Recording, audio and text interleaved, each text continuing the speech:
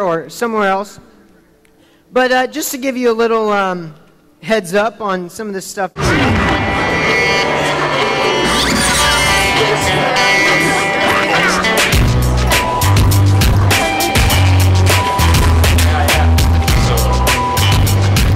Today, almost 3,000 teenagers in America will become pregnant. That's 2 of us every minute. 1 out of 4 freshmen are sexually active. If you are a senior in high school, 3 out of 4. During high school, 3 out of 10 will be caught up in gang activities. Today, 3,000 of us will become addicted to a harmful substance. 8 of us will die in alcohol-related crashes.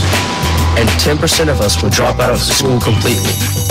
The world says the odds are against us. God says He is for us. Today, our decisions matter. I am not a statistic.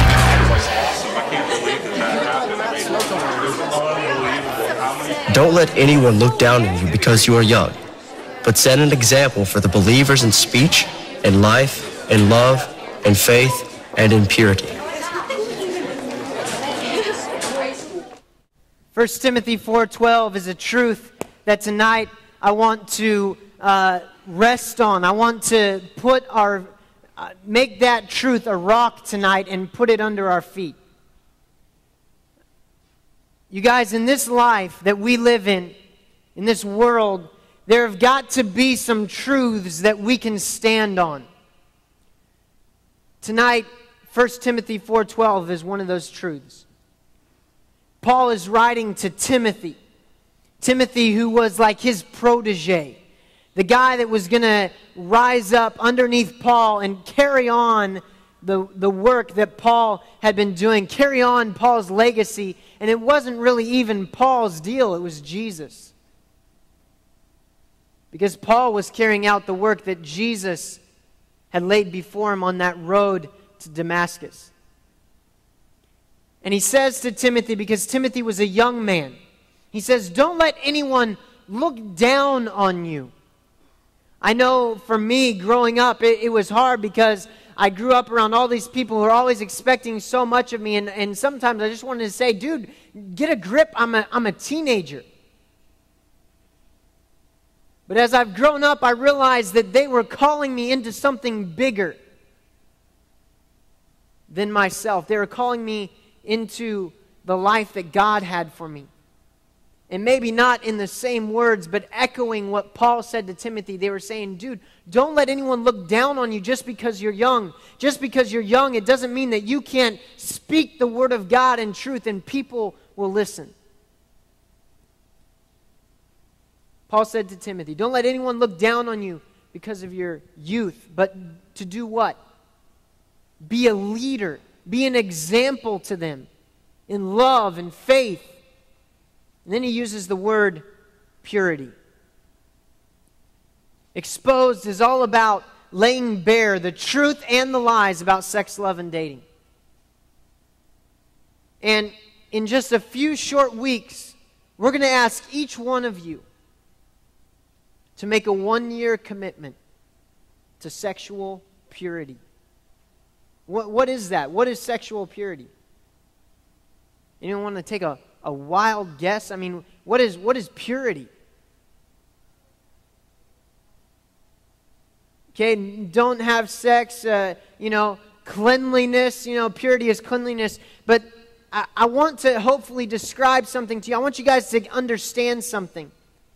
That purity doesn't have a whole lot to do with cleanliness.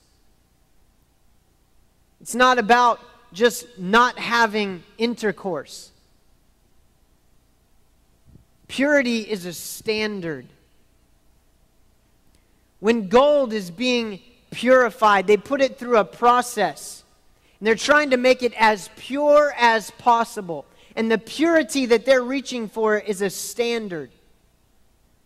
It's a level that they're going to hold this gold to. And they're going to say, it is, 75% pure. And then they make a ring out of it and you get it and it's called 14 carats. Purity is a standard. And when we say we're going to ask you to make a commitment to sexual purity for 1 year, what we're saying is, as a group, we are going to make a commitment to hold ourselves to the highest standard. Purity would mean 100%. And so, tonight, as we dig into this message called Rage Against the Machine, what is it that we're looking for?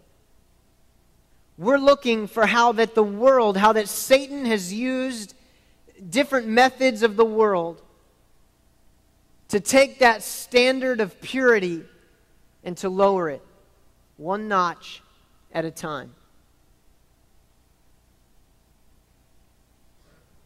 There are 5 major corporations in the world that control 95% of all media that we get, whether it's through TV, radio, the music industry, the news broadcasting system, the internet. Only 5. Ultimately, that means that 5 people, because somewhere up the ladder is one guy or woman, and that ultimately means that 5 people control 95% of what we take in through our eyes and through our ears. I'm going to tell you what those corporations are tonight, and maybe some of you know already. But here are the 5 major companies that own 95% of all media in all the world. The number one, the top, the one that owns the most is AOL Time Warner. The second is Viacom. Viacom is the company that owns probably almost every TV channel that you watch. They own MTV, VH1, Nickelodeon, Comedy Central, Spike TV, and a whole page of others. Number 3 on the list is Disney. Yay, Magic Kingdom. Number 4 is Rupert Murdoch News Corporation, and number 5 is Universal. Those 5 companies own 95%. Think about that. Of everything that you watch. And I'm not just talking TV programs. What do these guys own? And what do they use to give us their messages? They own theme parks. Every single one of these companies own theme parks.